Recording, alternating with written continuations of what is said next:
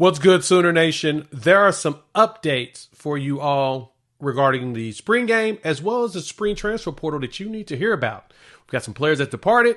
We've also got some information about players coming to pull up, and they may tweak the spring game schedule. So, got to talk to you all about that because I think you need to know about it. Before we do that, welcome to Unfair Sports. I'm your host, Jay. Thank you for pulling up to the channel.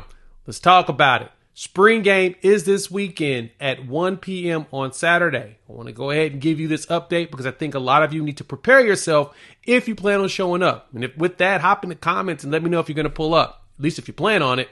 I plan on being around all day, so we'll see what happens, but this is something critical for you to think about. And so Oklahoma put out an article on yesterday stating, everything you need to know about the spring game, but one thing they are doing is paying attention to the weather. As of right now, this afternoon at noon, when I just looked at the weather report, it appears it's going to be about a high of 58 degrees, low of 49, and it's supposed to be wet.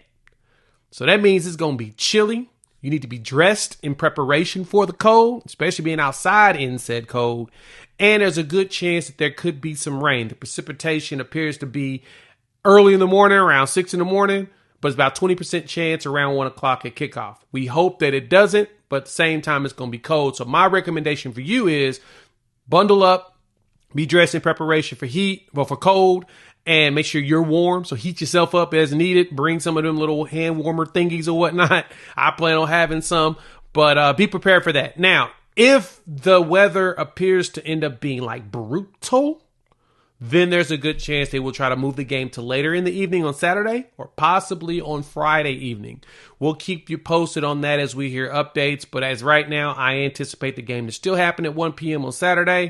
So let's keep our eyes open on that. But Oklahoma is paying attention to it. So keep your eyes open if you need to. Follow the OU football Twitter account or Xbird account as I call it.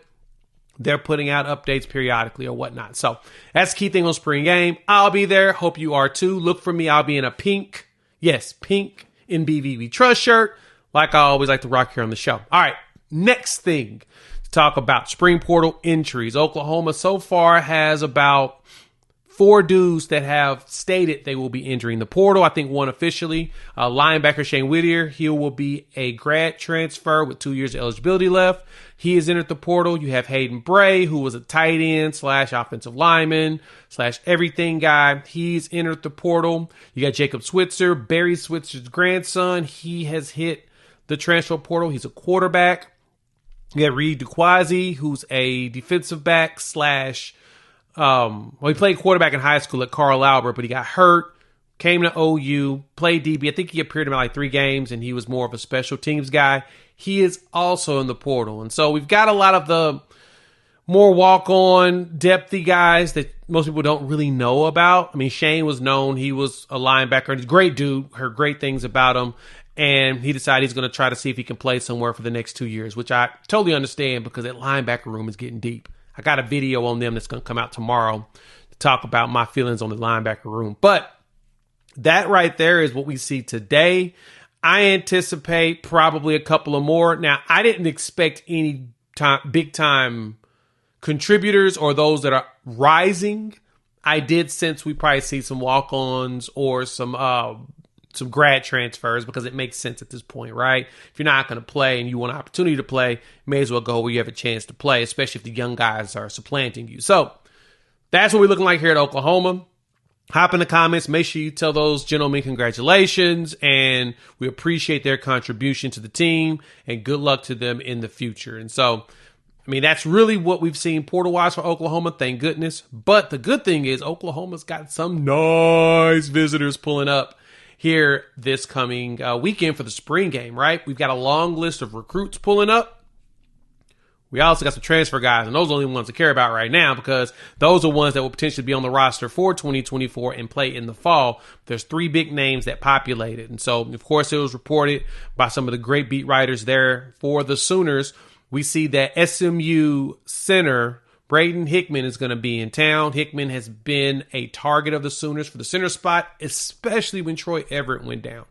Branson Hickman, it says his name wrong, it's Branson Hickman. He was an all AAC honoree. Played all 14 games last year, started 12 at center.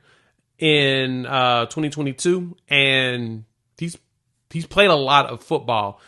Played JUCO, then transferred to SMU, and he was one of the higher graded players on PFF's grading scale. Some of y'all don't like PFF. I do. I like it in context. And he's something that Oklahoma can leverage because, like I said, Troy Everett being hurt, we got a hole to fill. And that's something that I think that Branson can definitely help with. So he'll be in town, and then you've got two big-time defensive linemen that we are all after. I did a video on him before, Phil Bleedy out of Indiana. He's a grad transfer, has 1 year left. Big guy, roughly about, 290, 6'2", 6'3", 290 defensive lineman. And then I got another big guy, Jermaine Lowley, he played at Louisville. He's from California. He has 1 year left also as a grad transfer. He is going to be at the spring game also. So you got two big defensive linemen and an interior offensive lineman pulling up to check out the game, talk with the staff, potentially see about pulling up. Now, I think Lowley is one that we are really after, 6'3", 310. So you need a big dude that can really handle the nose. And he was actually pretty solid at Louisville, right? Total about 141 tackles in his career, 12.5 sacks, 25 tackles for the loss through his 39 career games. He's someone that can eat up space, and that's something that's big for what Oklahoma needs at the defensive line. That will put Oklahoma at like 4 guys, roughly 300 pounds, that when we're trying to get closer to 6, that's about what the SEC has. You got to have about 3 or 4 big 300-pounders if you want to survive. Now, granted, we've got a couple of guys by the time the season starts could be over 300 pounds. I mean, we've got some big boys that are doing some work, from Sears to Stone to Jay Jackson to Grayson Halton. A lot of those dudes are putting in some weight. Champ Sanders, all they got to do is get there. But Oklahoma is, of course, still looking for some additional veteran presence to go with the young guys. The young guys still need to get refined in the game. And you bring in a veteran who's played enough college football to understand the speed and what needs to be done. That's a big deal. And so I think that Jermaine Lowley is a very good option, him and Philip Bleedy. Now, Bleedy is going to be kind of a tough one. I think Oklahoma still has a really solid chance, but he came off a really good visit at LSU, and he has another visit scheduled, I think, somewhere else. And I think his anticipation is to make a decision in May. And once he makes that decision, we just got to hope and pray that Oklahoma's the winner, and we can definitely, like I said, leverage some more veteran presence. Him with Dejon Terry, and then, like I said, building up the young guys. The goal is to be able to accelerate the young guys without throwing them into the fire and them getting, exposed for being young. We need to get them some guys that can help tutor them on what to expect in playing in tough play. So that's what that looks like. Hop in the comments. Let me know your thoughts about these visitors. Make sure you tell the transfers thank you for their service, as well as the spring game. Again, let me know if you're going to pull up. And keep your eyes open on that weather. You made it this far, like the content, please hit that like button. If you're new to the channel, subscribe. Love for you to join this family of college football fans, talking OU football, SEC football, and college football in general. Having a blast doing it. So, check out one of the other videos. We'll be around. Got a few more to drop. We've got to talk about the linebacker room because I'm excited going into the spring game on them. And got another video. It's going to drop with me and Coop. We'll talk about some stuff. And we should go live later on, too. So we'll talk soon. Peace.